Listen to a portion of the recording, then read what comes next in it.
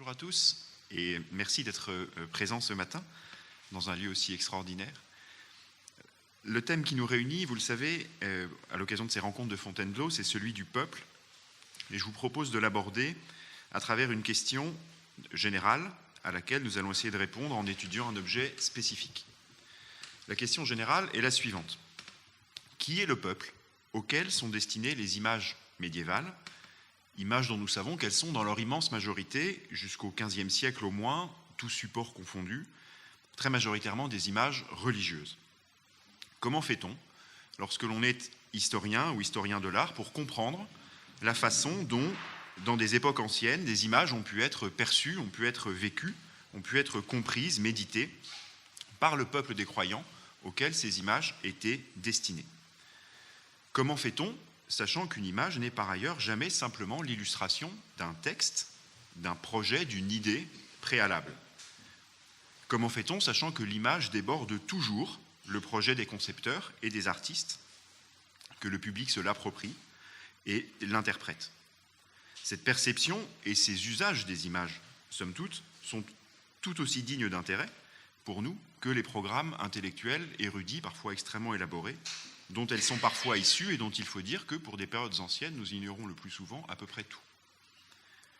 Alors, l'objet spécifique à travers lequel je vous propose de réfléchir à la question générale que j'ai posée, c'est celui d'une église qui a été construite au XIIe siècle dans une région qui s'appelait alors la Syrie-Palestine, que les chrétiens appellent la Terre Sainte.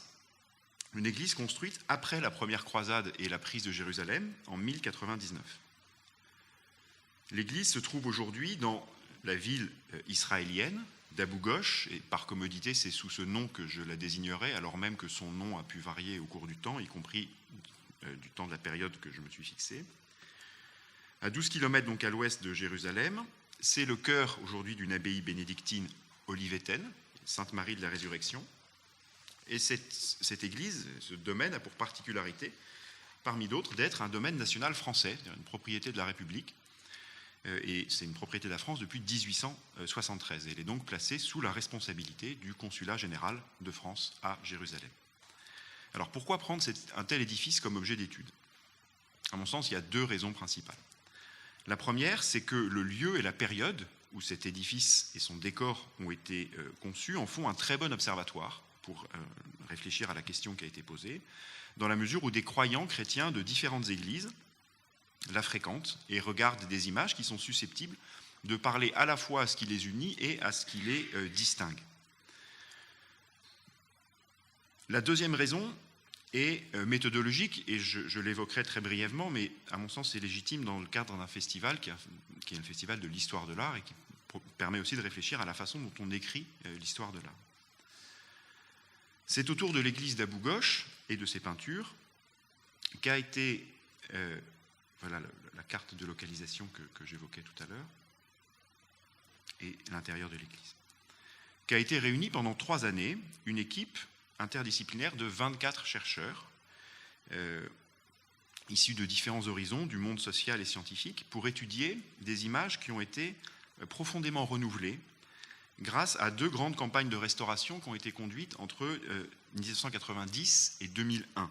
Alors pour prendre conscience de ce que ça veut dire concrètement qu'une campagne de restauration, voici l'état actuel de la crucifixion, voici l'état au début des années 1990 avec 2 étapes, c'est-à-dire que sur la partie droite de l'image, vous voyez avant nettoyage, c'est-à-dire que les fresques étaient recouvertes en fait d'un voile de calcique qui était dû à des infiltrations d'eau qui avaient apporté avec elles des minéraux, donc, c'était comme derrière un voile blanc, et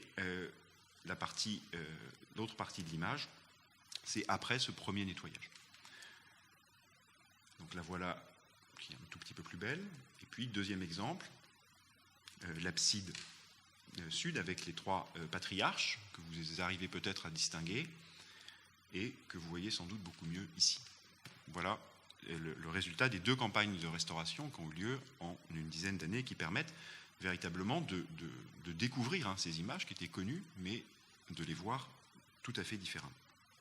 L'ensemble de l'enquête, qui a donc réuni les 24 personnes que j'évoquais, a été rassemblé dans un ouvrage que j'ai coordonné, qui est paru en décembre dernier, et qui est paru grâce au soutien de l'association des Amis de l'abbaye d'Abou-Gosh, et dont vous voyez à l'écran la couverture. Alors, l'idée de cette enquête collective était très simple. C'est l'idée qu'à partir de questionnements propres à chaque discipline, l'histoire de l'art, l'archéologie, l'histoire, mais aussi l'anthropologie, la sociologie, la théologie, la restauration-conservation, chaque discipline permet de voir une facette différente d'un objet. Et quand on réunit ces différentes facettes, on a un objet en 3 dimensions qu'on arrive à beaucoup mieux percevoir dans sa complexité et dans sa densité. Ce qui veut dire que ces disciplines ne sont pas, on parle beaucoup d'interdisciplinarité dans le domaine scientifique, mais elles ne sont pas complémentaires au sens où chaque discipline viendrait pallier les défauts d'une autre. Elles sont complémentaires où chacune permet de voir autre chose d'un même objet. Voilà, comme c'est un objet circonscrit, restreint, c'est une très bonne façon de raisonner autour d'un ensemble d'images et d'un édifice limité en faisant travailler ensemble ces différentes disciplines. Alors revenons à la question de départ et à cette idée du peuple et qui voit ces images. Qui voit ces images dans cette église? Quand l'église a-t-elle été construite? Où précisément? Et pourquoi? Elle l'a été au-dessus d'une source que les Francs, c'est-à-dire la population chrétienne venue d'Occident à l'issue des croisades. Les croisades au sens strict, c'est le pèlerinage en armes, donc c'est une séquence qui est très restreinte. Et vous le savez, après la prise de Jérusalem en 1099, une partie de la population, une partie des croisés qui s'est installée sur place et qui donc n'était plus croisée parce qu'elle n'était plus en pèlerinage, à proprement parler, elle s'est installée, elle s'est mélangée avec des populations locales, elle a eu des descendants, et c'est ces descendants, cette population spécifique, métissée, qui s'est installée dans le royaume de Jérusalem, qu'on appelle les Francs. Les Francs, donc, ont identifié cette source sur laquelle l'Église a été construite comme le lieu de l'Emmaüs, c'est-à-dire celui où, dans les évangiles, le Christ ressuscité apparaît à 2 de ses disciples, qui quittaient Jérusalem désespérés par sa mort sur la croix. Il se fait reconnaître d'eux, et il se fait donc reconnaître d'eux comme ressuscités. Et donc l'Église est construite pour commémorer l'annonce publique de la résurrection de Jésus, et donc l'annonce publique pour les chrétiens du triomphe sur la mort et de d'un nouvel accès au salut.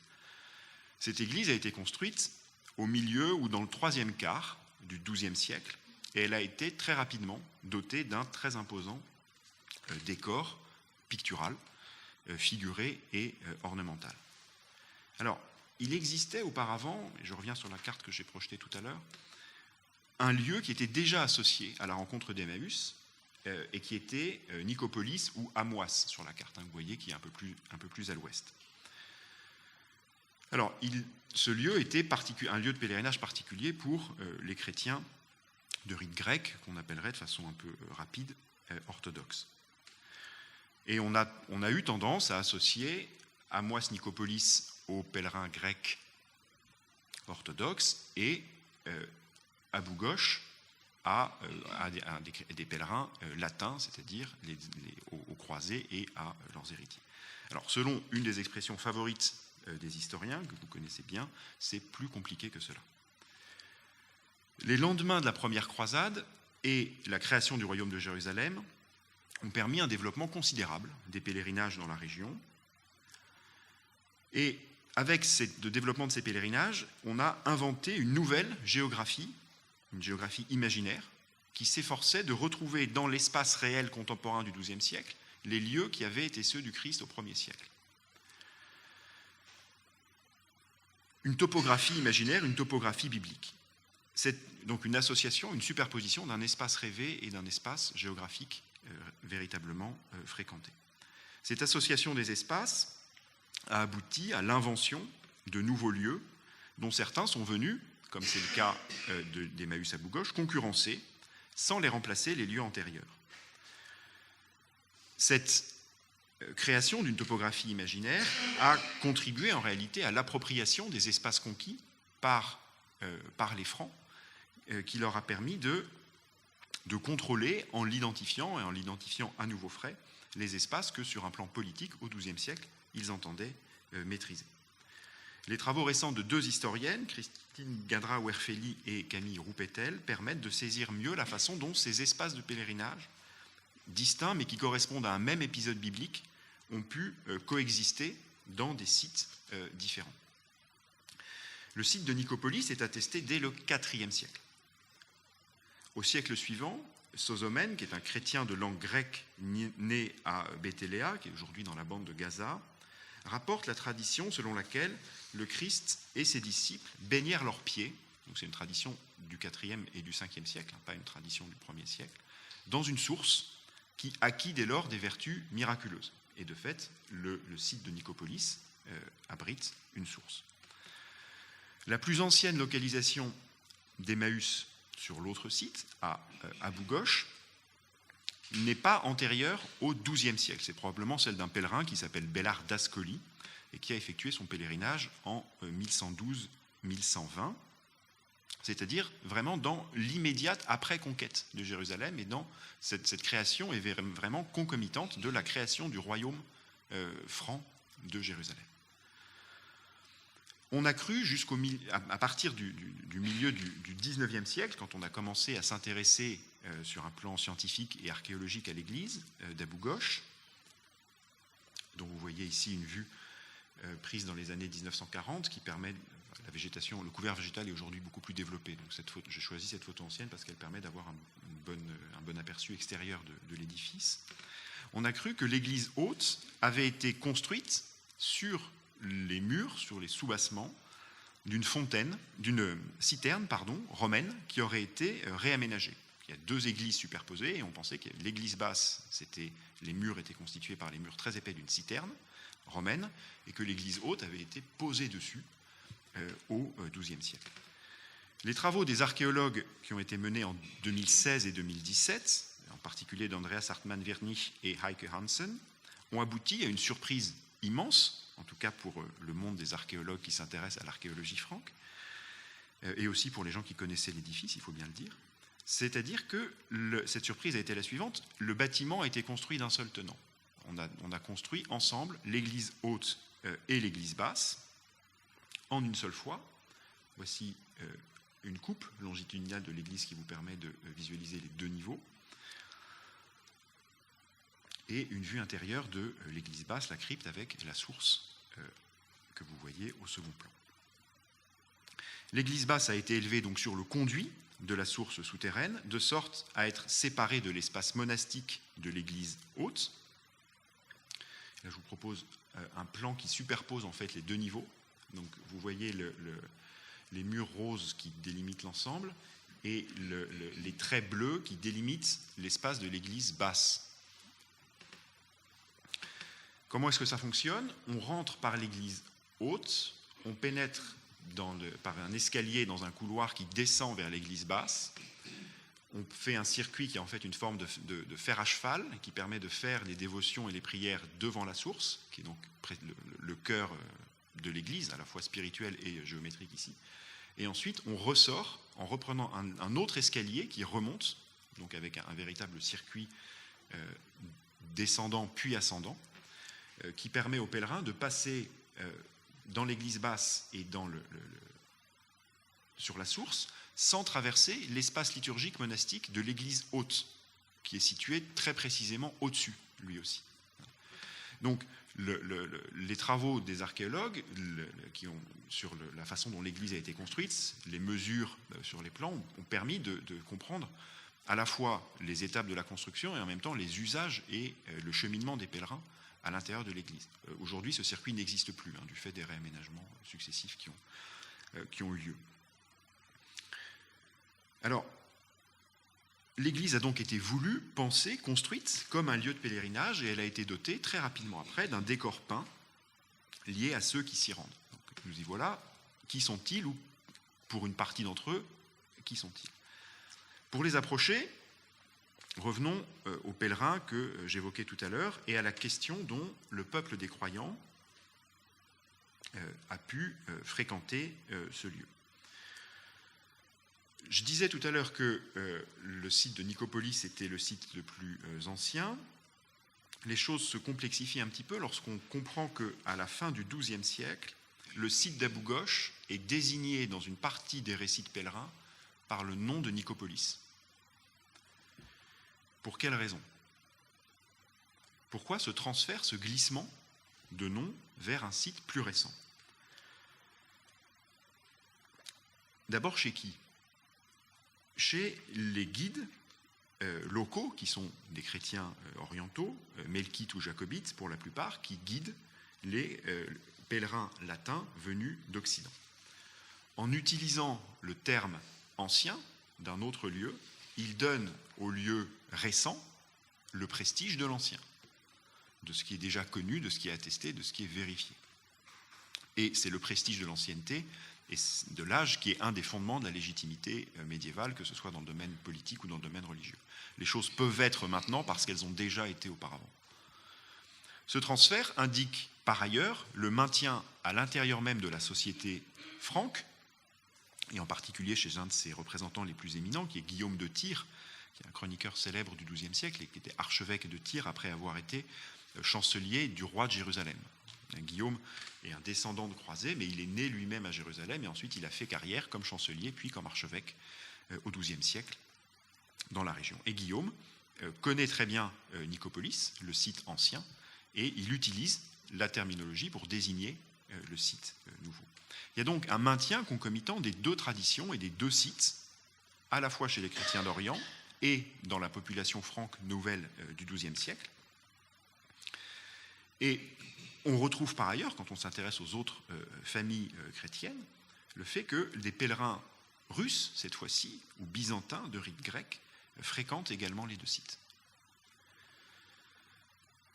Les Francs, de leur côté, tout en ayant créé le site nouveau d'Abou Ghosh, entretiennent le site ancien de Nicopolis à Moisse, et en particulier, ils reconstruisent la basilique, qui est sur le site de l'ancienne basilique byzantine, en réutilisant les matériaux de la basilique byzantine.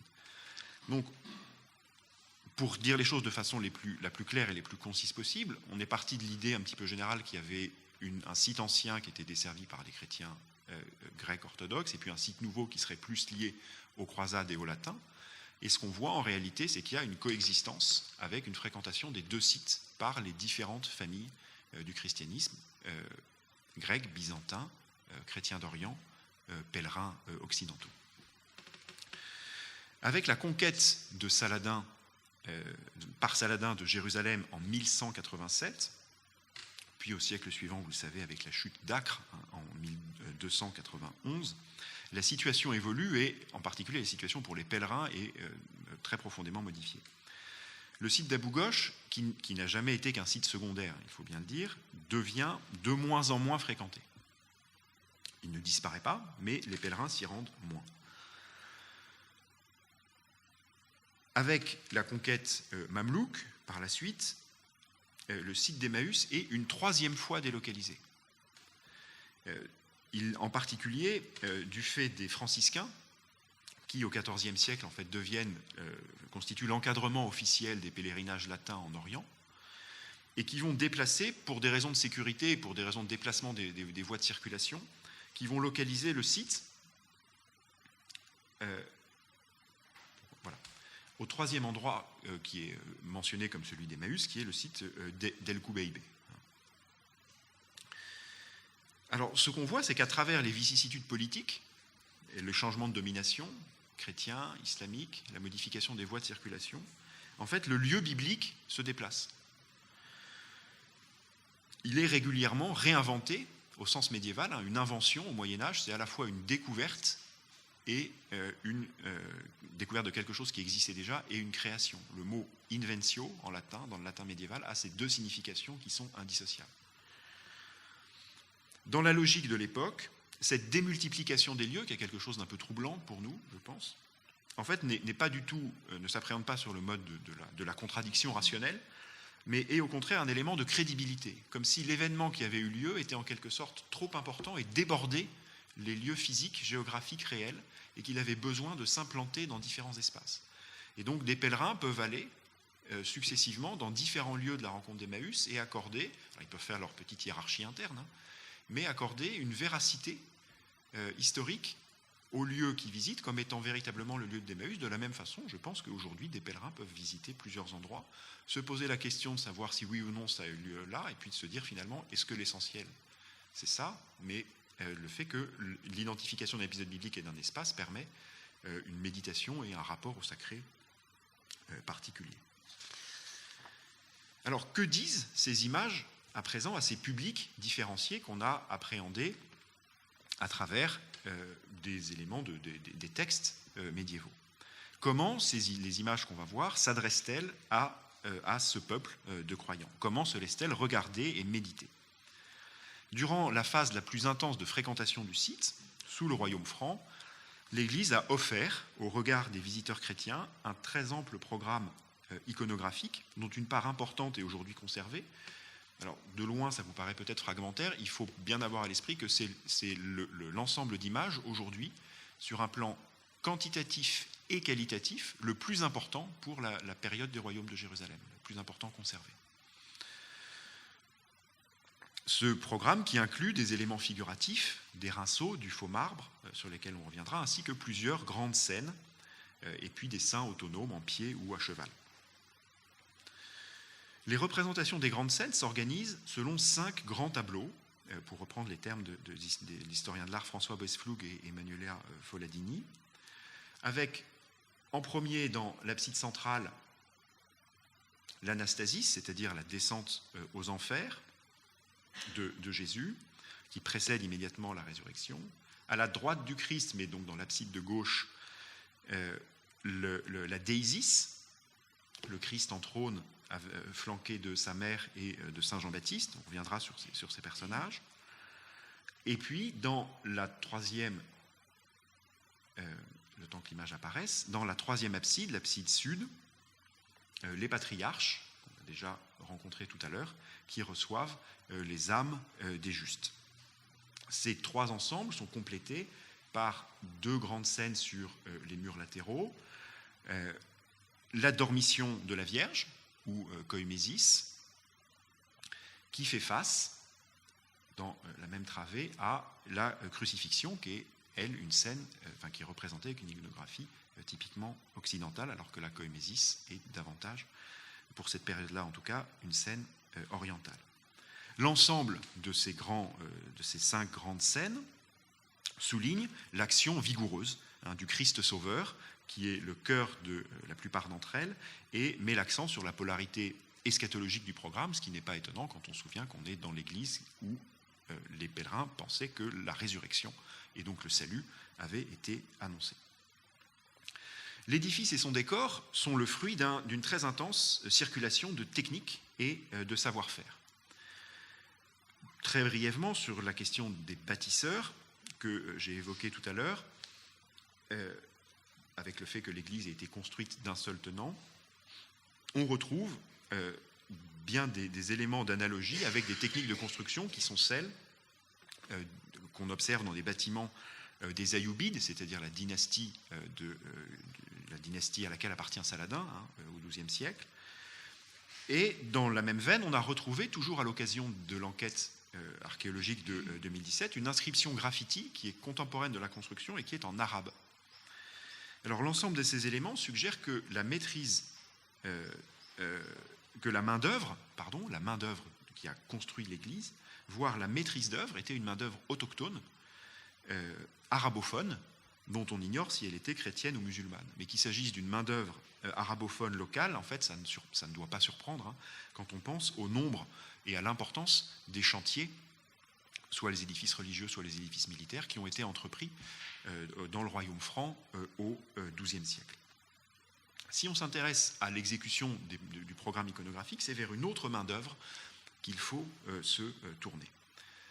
Dans cet ensemble, ce qui est tout à fait remarquable, et ce qui a été remarqué, à dire vrai, dès la première publication scientifique sur les peintures, publication qui date de 1924, ce qui est remarquable, c'est à la fois le style et le traitement byzantin de la plupart des scènes, à l'exception, je le disais, de la crucifixion que je viens de mentionner.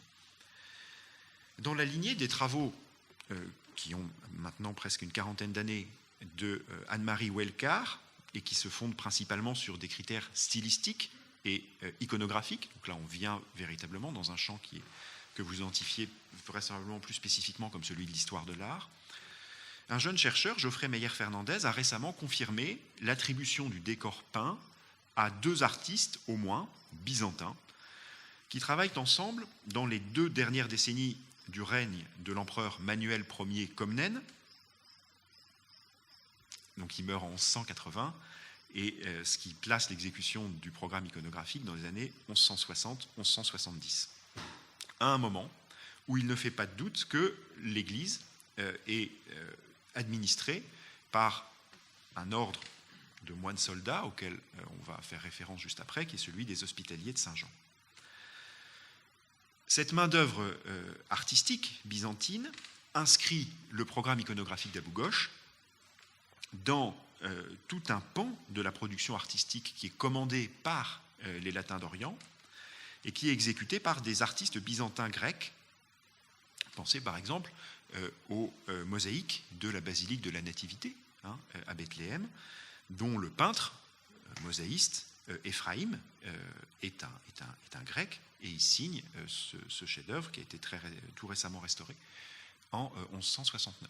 Donc il y a une pratique habituelle de faire travailler dans des édifices latins francs des artistes, des sculpteurs, des architectes, des mosaïstes et des peintres qui sont des artistes qui appartiennent au milieu grec byzantin. Comment comprendre ce choix à Abou-Gosh? Il y a évidemment un effet d'opportunité sur lequel il est à mon sens pas nécessaire de s'arrêter plus longtemps. Il y a des gens compétents sur place, c'est signifiant de faire appel à eux. Mais ça va au-delà. Une des significations de cette iconographie byzantine grecque dans ce lieu latin, c'est évidemment le prestige très fort qui est attaché à Byzance au XIIe siècle, y compris en Occident. On est avant 1204 et la 4e croisade, avant la prise de Constantinople. Pourquoi Byzance? Parce que Byzance, c'est bien sûr l'héritier de l'Empire romain d'Occident. Et l'autorité de la Rome antique, en fait, continue de vivre pour les médiévaux à travers la Byzance médiévale. Et d'autre part, Byzance a une deuxième caractéristique, c'est qu'au XIIe siècle, c'est là que sont conservées les reliques de la Passion. Donc, produire des images qui évoquent Byzance, c'est faire référence à ce passé prestigieux, à la fois romain, antique, païen, mais qui reste la référence politique absolue du Moyen-Âge, et d'autre part, au lieu de conservation des reliques de la Passion. Les images qui sont produites selon des canons et une iconographie byzantine ornent par ailleurs plusieurs lieux saints du christianisme. Ce qui permet à l'église d'Abou-Gosh de se rattacher à des bâtiments antérieurs qui ont une ancienneté, donc une antériorité, une légitimité plus grande. Elle s'inscrit dans une parenté visuelle par l'adoption d'un style iconographique qui a été adopté dans des bâtiments antérieurs. Le souci d'affirmer l'ancienneté du lieu, dans la mentalité médiévale que j'ai évoquée tout à l'heure, est renforcé par ailleurs par l'usage, là aussi tout à fait médiéval, du remploi, c'est-à-dire de l'utilisation d'éléments sculptés ou architecturaux de l'Antiquité romaine. Ici, la tabula ansata, c'est-à-dire ce petit cartel ansata, parce qu'il a des petites anses sur le côté, du 1er siècle, qui évoque la 10e légion fretensis. Et c'est cette pratique qui a aussi contribué à ce que j'évoquais tout à l'heure. C'est-à-dire qu'on a très longtemps cru que l'Église avait une partie antique. Vous vous souvenez, la citerne. En réalité, l'intégration dans le chaînage de la porte de l'église d'Abou-Gosh de cette pierre antique est une pratique typique médiévale de remploi qui consiste à rattacher, à mettre un élément de l'Antiquité, et donc ici du 1er siècle, de l'époque auquel le Christ a vécu, à l'intérieur même de l'église pour accroître l'ancienneté de l'église, comme si la pierre était porteuse d'un aura qui permettait d'enraciner beaucoup plus profondément dans le temps un bâtiment qui reste, somme toute, un bâtiment récent. Dans le même ordre d'idées, il faut mentionner l'usage très abondant du marbre en trompe-l'œil, dont vous voyez ici des décors, des plaques de marbre colorées, qui sont des marbres de trompe-l'œil, qui ont une présence tout à fait remarquable dans l'église. Il ne faut pas s'intéresser seulement aux scènes figurées peintes, il faut aussi s'intéresser au décor qui est signifiant, et on voit le soin avec lequel il a été exécuté ici, qui a été étudié dans l'enquête que j'évoquais tout à l'heure par l'historienne de l'art Esther Grabiner, et qui souligne le fait que les décors de marbre sont un marqueur de prestige, de la double sacralité et de sainteté. D'une part parce que les édifices antiques romains, qui sont encore pour beaucoup nombreux à cette époque, sont plaqués de marbre, et donc c'est encore une façon de rattacher l'Église à l'ancienneté romaine.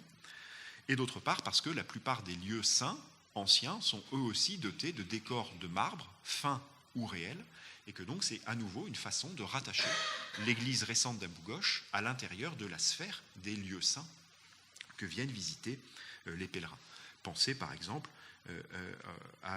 au basilique de l'Annonciation et celle de la Nativité, avec les décors de marbre.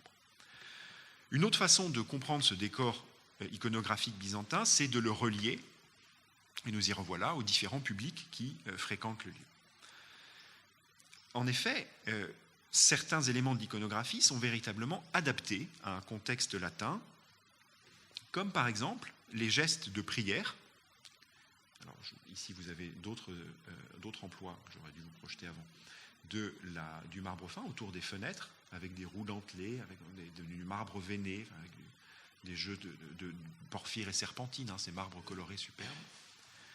Et j'en viens à mon adaptation iconographique, pour aller revoir après, madame, avec le geste de prière que vous voyez ici, avec l'âme du juste qui est portée par un ange vers le sein d'Abraham, geste qu'on identifie nous spontanément comme étant un geste de prière, et qui est celui aussi de la Vierge de la Déisis, ici avec les deux mains quasi jointes, à hauteur de poitrine. Or, ce geste est un geste relativement récent dans l'histoire du christianisme, qui s'impose dans les pratiques et dans l'iconographie, dans l'Occident chrétien, au cours des XIe et XIIe siècles. Par contraste, vous savez qu'en Orient, et dans le monde byzantin en particulier, le geste de prière, c'est celui des mains levées et séparées. Ce qui veut dire, au risque de simplifier un tout petit peu les choses, mais ça aide peut-être à la compréhension, que les fidèles du XIIe siècle peuvent voir dans cette image des thèmes, des scénographies, des accessoires, des costumes byzantins, avec des personnages qui pour autant effectuent des gestes qui sont des gestes occidentaux. Ils perçoivent donc une hybridation, un métissage qui a pu leur sembler rugueux quand ils pénétraient dans l'Église pour la première fois, et qui, à mon sens, pour nous, a perdu de cette spécificité parce que les temps ont passé et qu'on identifie très spontanément les gestes de prière avec cette pose-là. Alors, il y a d'autres éléments qui permettent de réfléchir à la façon dont les images ont été adaptées et ont été capables de parler à différents publics. En particulier, celui des écritures peintes. Alors, vous en voyez ici, à côté de la Vierge de la Déisis, l'abréviation en grec de Mère de Dieu. Mais on trouve des écritures peintes qui désignent soit des personnages, soit des scènes, et qui sont pour les unes en latin, pour les autres en grec. Alors, ces écritures ont pu être apposées, pour certaines, à des périodes postérieures à la réalisation des peintures, et c'est difficile de savoir. Bon, vous vous souvenez de la hauteur de la coupole de l'image de la Déisis, pour apposer juste une écriture qui est par ailleurs tout à fait soignée, avec une calligraphie adaptée, un bon système d'abréviation, pour aller, si j'ose dire, la coller en haut de la coupole à une date postérieure, il fallait une volonté réelle. Celle-ci est vraisemblablement contemporaine de l'exécution de la peinture. Mais en d'autres endroits, on trouve des textes latins qui permettent donc de mieux comprendre, mais bien que de façon redondante, qui sont les personnages ou les scènes. Alors, au vu de la distance et des conditions d'observation qui étaient celles des visiteurs médiévaux, c'est-à-dire qu'on ne pénètre pas dans le cœur, l'éclairage n'est pas un éclairage électrique, la hauteur est telle, enfin, on n'a pas de zoom comme nous on peut en avoir aujourd'hui. Donc, ces écritures fonctionnent vraisemblablement, comme c'est souvent le cas, comme des signes au sens sémiotique, c'est-à-dire qu'elles ne sont pas nécessairement lisibles, mais on sait qu'elles sont là. On les distingue, on les discerne, mais sans pour autant qu'elles soient nécessairement lisibles en tant que telles. Et ne serait-ce que le système d'abréviation aussi, qui n'est pas maîtrisé par tout le monde, et vous connaissez aussi le faible taux de maîtrise de la lecture dans les sociétés médiévales. Alors, un des usages qui est, à mon sens, le plus remarquable, c'est celui qui en est fait dans l'Anastasis, vous voyez au-dessus du Christ de la descente de croix, le DNI, avec une sorte de petit chapeau au-dessus, qui est un tilde. Vous le voyez ou pas? Au-dessus de la croix, entre l'auréole et la croix. C'est l'abréviation de Domini, en latin. Et le texte qui était écrit, c'est celui de, sur la partie gauche, qui est maintenant effacé, c'était Resurrectio Domini, la résurrection du Seigneur. Alors, ce qui est remarquable, c'est que cette anastasis est, sur un plan iconographique, tout à fait fidèle au modèle du monde byzantin, avec le Christ qui piétine les portes et les verrous des enfers, qui saisit Adam, le premier homme, le premier pécheur, mais qui sera aussi le premier sauvé, par le poignet, pour l'arracher à la captivité de l'enfer et à la captivité de la mort. Et c'est précisément ce que permet l'annonce de la résurrection Emmaüs, c'est-à-dire l'annonce du triomphe de la vie sur la mort. Ici, je le disais, cette anastasis, cette descente aux enfers, est désignée et caractérisée comme étant une résurrection du Christ. Ce n'est pas pour être tatillon, mais au sens strict, il n'est pas encore ressuscité, Jésus, s'il est en enfer. Il ressuscite le 3e jour. Alors, dans l'iconographie orientale, chrétienne, on avait l'habitude de représenter la résurrection sur ce mode à travers l'épisode de la descente aux enfers. Ce qui n'était pas l'habitude en Occident. Pour les latins, l'épisode de la descente aux enfers précède celui à proprement parler de la sortie du tombeau, donc de la résurrection à proprement parler.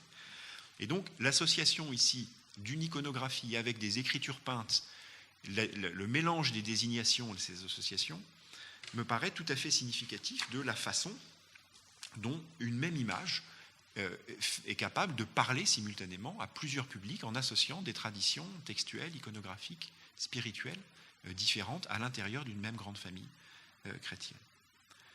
On retrouve encore ce jeu d'association à travers des figures peintes, et les saintes martyrs en particulier, qui sont peintes en pied sur les murs nord et sud de la travée orientale de l'église, celle qui jouxte le plus immédiatement les absides. Certaines de ces figures sont désignées toujours par des écritures peintes, avec un alphabet latin, mais sous le nom qui est le leur en Orient. Ce qui est aussi une particularité intéressante et amusante. Par exemple, je viendrai après ici, c'est Sainte Catherine d'Alexandrie, Sainte Paraskevi, qui s'appelle en Occident Vénéra, est surmontée d'une inscription qui la désigne comme étant Paraskevi, mais avec l'alphabet latin.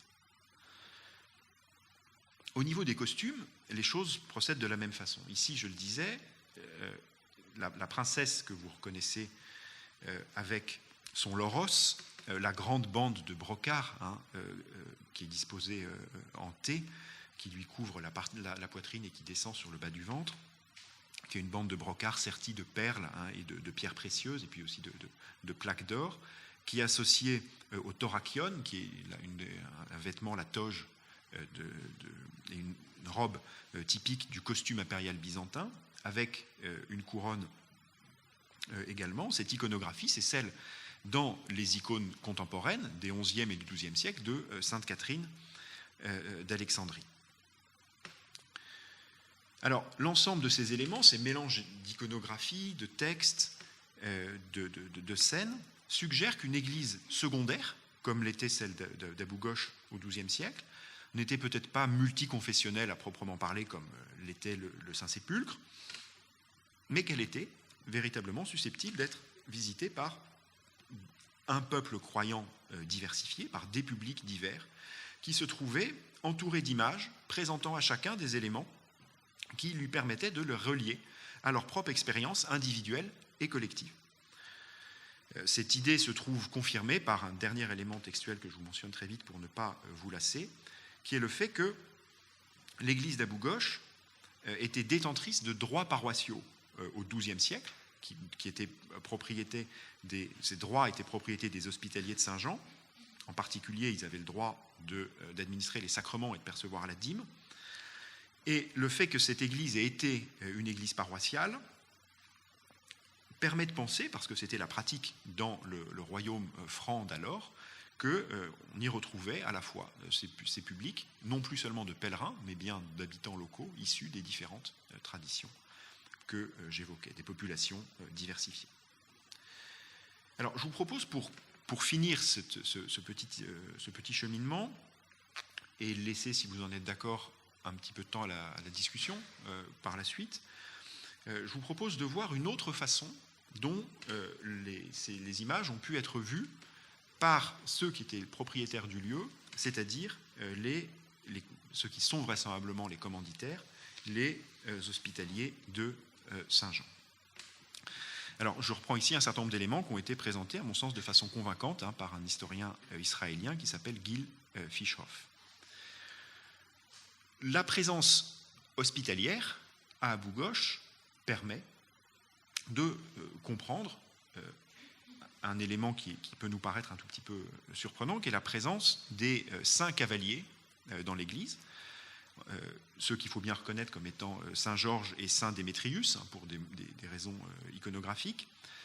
On sait que Georges était particulièrement vénéré par les ordres religieux militaires, dont les hospitaliers de Saint-Jean, dans le contexte des croisades, et que les Templiers l'invoquaient pendant les batailles, en particulier pour se donner du courage. Les hospitaliers de Saint-Jean, par ailleurs, développèrent, à partir des années 1140, on est toujours dans ce contexte chronologique extrêmement restreint, tout se tient en quelques décennies, un certain nombre de légendes de fondation qui sont là encore une pratique typiquement médiévale, le fait d'aller se projeter dans un passé imaginé, fantasmé, pour y trouver des origines qui sont des origines mythiques, mais le choix des origines mythiques dit quelque chose de la volonté du présent. Le passé est convoqué ou est créé pour définir le présent.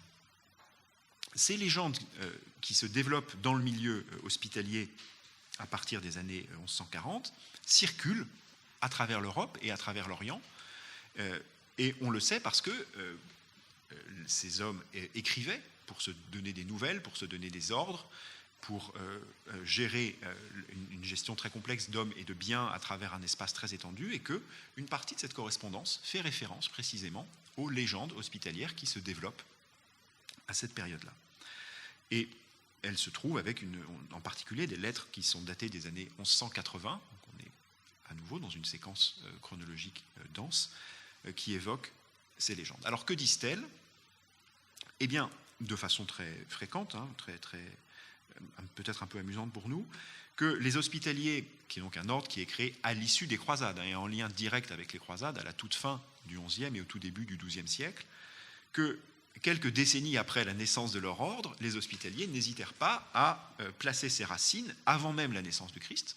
Ils s'associèrent au personnage de Judas Maccabée, qui est un guerrier biblique prestigieux, et par la suite qu'ils s'associèrent aussi très étroitement à la vie même du Christ, en tant qu'ordre religieux, comme si les ancêtres des hospitaliers du XIIe siècle avaient été des acteurs de la vie du Christ. Comment ? Eh bien, selon ces légendes, c'est à l'intérieur des bâtiments qui abritaient l'hôpital au XIIe siècle que le Christ aurait retrouvé ses disciples après son entrée à Jérusalem. C'est là encore qu'il leur serait apparu 2 fois après sa résurrection, notamment en présence de Thomas. C'est là aussi que certaines légendes du XIIe siècle n'hésitent pas à situer la scène. C'est là encore que les apôtres se seraient cachés par peur des Juifs pendant les 3 jours où le Christ est au tombeau. C'est là qu'ils auraient, et on est au cœur de notre propre actualité, reçu le Saint-Esprit pour la Pentecôte. Furent localisés également dans les bâtiments de l'ordre de l'hôpital à l'intérieur de Jérusalem un certain nombre d'épisodes de la vie de Marie. Marie aurait résidé dans les bâtiments de l'hôpital pendant 3 ans après la mort du Christ. C'est là que l'ange Gabriel lui serait apparu pour lui annoncer sa mort prochaine. C'est à l'hôpital encore, dans le même bâtiment, que les apôtres qui étaient alors dispersés à travers les 4 coins de l'univers se seraient rassemblés pour l'entourer. La vue générale de la scène, de la dormition de la Vierge, avec dans la partie supérieure les apôtres qui ont choisi le meilleur moyen de transport possible, c'est-à-dire qu'ils sont apportés directement par les anges pour arriver à l'heure et entourer Marie au moment de son trépas. Et vous voyez encore les apôtres ici qui entourent Marie, accompagnés des anges dans la partie haute. Et c'est là encore que le corps de Marie aurait été transporté de là vers le mont Sion, puis après vers la vallée de Josaphat. Donc il y a vraiment une concentration qui nous paraît tout à fait étrange, d'épisodes liés à la vie du Christ et à la vie de Marie, et que les hospitaliers situent au XIIe siècle dans les bâtiments qui les abritent dans leur hôpital. Un lien très étroit a donc été tissé par l'ordre entre son siège, le thème même de la résurrection. Vous avez vu aussi le nombre d'épisodes de la vie de Jésus qui sont directement liés à la résurrection et à son annonce, ce qui n'est pas sans vous évoquer non plus la question de l'Emmaüs, et les apparitions de Jésus après sa mort, toujours autour même de l'ordre des hospitaliers de Saint-Jean. Alors, si on la cherche à partir de ces documents, de ces attestations textuelles, il n'est pas très difficile de trouver une coïncidence thématique avec beaucoup de scènes d'Abou-Gosh, centrées sur la résurrection et qui accordent une place tout à fait particulière et singulière à la koimésis. À cela s'ajoutent d'autres éléments particuliers qui permettent de penser à la présence de l'ordre à l'intérieur de l'Église. J'ai parlé de Georges et de Démétrius tout à l'heure. Il y a un autre élément qui est tout à fait remarquable, c'est la présence de Saint Jean-Baptiste et de Zacharie. Alors, Saint Jean-Baptiste, on l'a vu tout à l'heure dans la Déisis. On va le voir, il est représenté sur un des piliers de tant que l'image se charge, voilà, sur le pilier qui est à votre gauche sur l'image de la nef centrale. Ce qui est tout à fait singulier, et ce qui est encore plus singulier, c'est que le personnage qui est représenté face à lui, sur le pilier droit, est très vraisemblablement Zacharie. Zacharie qui est présent une deuxième fois à travers la scène de l'Annonciation à Zacharie, qui est une scène qui, sur un plan iconographique, est assez rare et qui, là, occupe beaucoup d'espace à l'intérieur de l'Église. Elle est placée juste au-dessus de la crucifixion, ce qui est aussi une place de choix. Et donc la place de Zacharie est tout à fait singulière. Or, il ne vous étonnera pas d'entendre que parmi les éléments de la légende de fondation de l'ordre, Zacharie, au moment de l'Annonciation, se serait précisément vu confier la charge d'administrer la maison hospitalière des hospitaliers de Saint-Jean. Donc, peut-être, et même vraisemblablement, que la communauté qui dessert l'Église du XIIe siècle voit dans cette annonciation à Zacharie l'annonce de la fondation de leur ordre, et voit un de ceux qui est un personnage prestigieux, puisque c'est le père, Zacharie, le père du précurseur, qui a la charge d'administrer. Il voit en quelque sorte le premier administrateur de leur ordre représenté au-dessus de la crucifixion, pour dire les choses de façon un petit peu schématique. À travers l'ensemble de ces scènes, les hospitaliers qui desservent l'Église peuvent donc voir dans ces images des évocations de l'histoire rêvée de leur propre ordre. Alors, il ne s'agit pas de dire que ces scènes sont des illustrations de la légende, parce que tout ce qu'on a évoqué tout à l'heure sur la dimension eschatologique, sur la dimension sotériologique, salvifique de la présence du Christ et de l'annonce de la résurrection reste présent. Je mentionne ici les questions de la légende de l'ordre des hospitaliers parce que c'est une façon de comprendre aussi qu'une même image peut se développer dans plusieurs directions, peut donner plusieurs significations à un même public, peut toucher, si vous voulez, différentes cordes de ce public selon l'état d'esprit et le moment dans lequel il les regarde et auquel il a envie d'y penser. Donc des hospitaliers qui méditent sur la résurrection et sur le salut le font comme le font les pèlerins, mais ils peuvent y voir en plus quelque chose que les pèlerins n'y voient pas nécessairement, ou que les paroissiens n'y voient pas non plus nécessairement, qui est quelque chose de très intime, qui est lié à leur rapport collectif en tant qu'ordre religieux à cette Église à travers une évocation.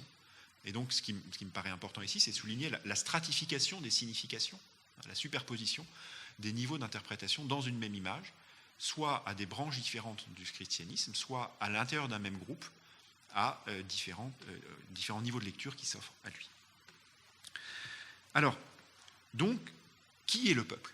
C'est la question qu'on posait au tout début. Qui est ce peuple des fidèles qui observe les images ?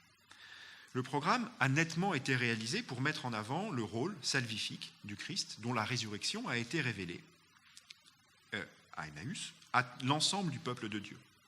C'est-à-dire, pour les chrétiens, d'abord à eux-mêmes. Mais ces peintures qui soulignent l'espérance du salut par la victoire sur la mort peuvent aussi toucher chacun des groupes qui composent le peuple chrétien et qui cohabitent en Terre Sainte, de façon plus ou moins pacifique.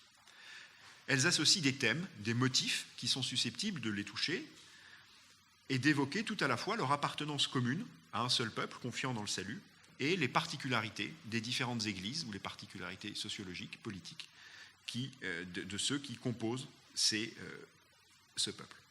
Le choix des scènes, qui associe donc plusieurs traditions iconographiques, les saints représentés, le choix des inscriptions, grecques et latines, favorise la superposition des strates d'un discours à destination de publics qui se côtoient dans les lieux sacrés. Les populations chrétiennes locales, présentes avant les croisades, les pèlerins grecs et orientaux, les francs, les pèlerins latins, les hospitaliers de Saint-Jean, propriétaires du lieu, tous purent donc voir, dans leur diversité, comme dans l'horizon commun qu'ils partageaient, ici, une matière à observation, à méditation et à réflexion. Je vous remercie pour votre attention.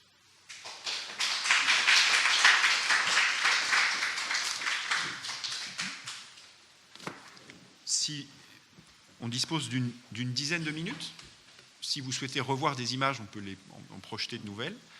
Si vous souhaitez qu'on discute, s'il y a des points que je n'ai pas suffisamment développés ou des points sur lesquels vous auriez aimé avoir des éclaircissements, on propose qu'on utilise ces quelques minutes à notre disposition pour échanger.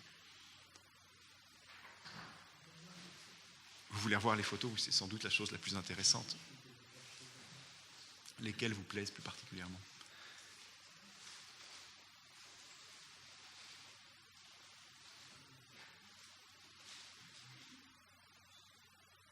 Là, on voit sur celle-là, c'est un détail de la dormition, un élément qui n'était pas au cœur du propos, mais qui fait partie intégrante de l'histoire des images, hein, qui est les effacements très ciblés dont elles ont fait l'objet, vraisemblablement à partir du moment où la Syrie-Palestine est redevenue une terre d'islam. Mais ce qui est tout à fait remarquable, c'est que ces peintures n'ont pas été détruites. Elles n'ont pas été recouvertes d'un enduit à la chaux, comme ont pu être certaines images. Elles n'ont pas été effacées. On a des témoignages d'images qui sont effacées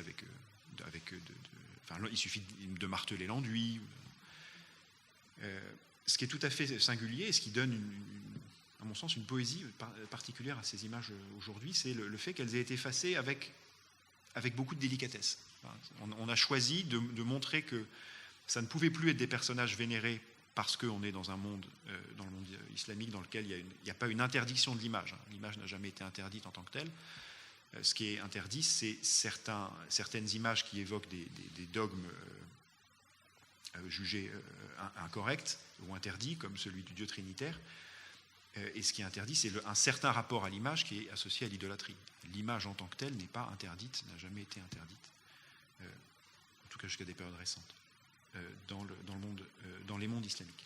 Et donc ici, elles ont été elles ont une part de désacralisation et en même temps, elles ont été respectées, puisqu'elles ne sont pas effacées, puisqu'elles représentent, pour beaucoup d'entre elles, des personnages, en particulier Marie, et puis Jésus est aussi un prophète de l'islam, des personnages qui s'intègrent aussi à un univers spirituel musulman. Donc dans l'histoire de ces peintures, qu'on pourrait continuer on a fait 12e, 13e, on a été limité, mais si on continue jusqu'au XXIe siècle, il faudrait intégrer cette façon aussi dont ces images ont été perçues, ont été retravaillées, ont été adaptées. Ces effacements sont en fait une adaptation qui les rendent regardables par un public musulman dans les siècles qui ont suivi leur exécution, l'exécution des images. Madame ?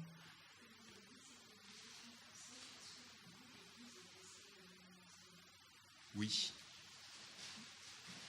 Elle est inscrite sur la liste depuis les années 30. Vous voulez donner des... Oui, elle a été placée sur la liste des monuments historiques en 1936 par le ministre de l'Éducation de l'époque, Jean Zay, l'époque du Front populaire, mais de manière assez symbolique, puisqu'il ne saurait y avoir de monuments historiques en dehors du territoire français. Et donc cette église se trouve en dehors du territoire d'Israël, et aujourd'hui, elle n'a absolument aucun statut de monument historique, elle ne peut pas en avoir. La manière dont elle a été classée en guerre était une manière symbolique de marquer l'intérêt pour le monument. Ce qui pose, vous vous en doutez, toute une série de questions tout à fait fascinantes sur la question de l'entretien et du financement. Oui, c'est-à-dire qu'en fait, il n'y a pas de subvention du ministère de la Culture et que l'entretien doit être assuré par le ministère qui s'occupe des domaines de l'État à l'étranger, c'est-à-dire le ministère par l'étranger.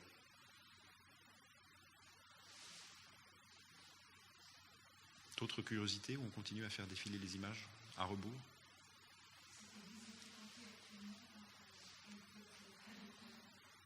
Alors, c'est le cœur d'une abbaye, hein, donc elle est desservie par une communauté de moines edmoniales, bénédictins, qui forment 2 monastères séparés, mais qui s'y retrouvent pour les offices et pour la prière.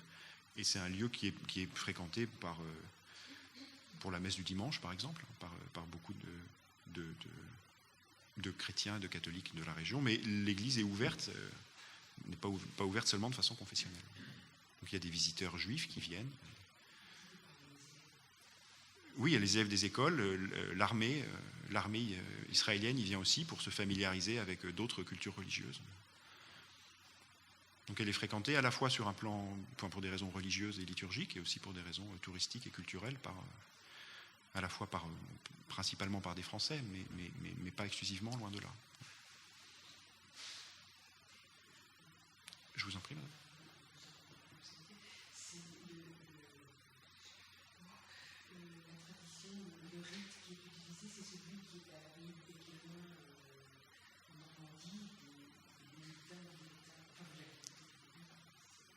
Voilà, tout à fait. Oui,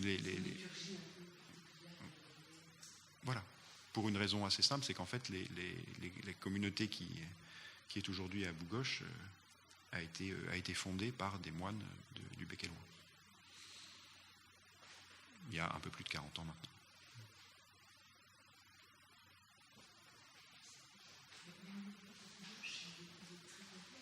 Pardon ? Oui, tout à fait.